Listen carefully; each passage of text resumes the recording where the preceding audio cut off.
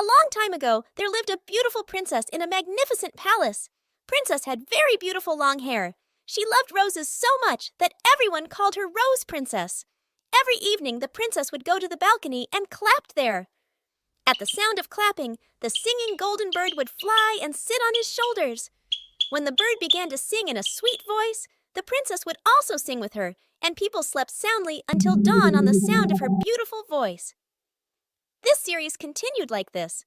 One day, a witch came to know about the beautiful hair of the princess.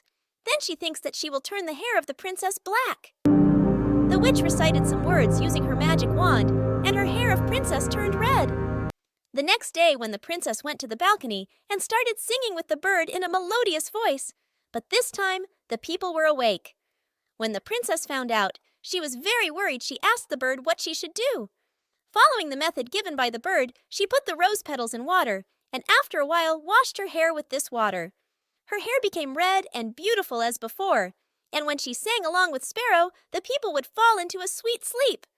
When the witch came to know about this, she got very angry and recited the same magic words again, but this time the witch had broken the roses from all sides so that the princess could not dye her hair as red as before.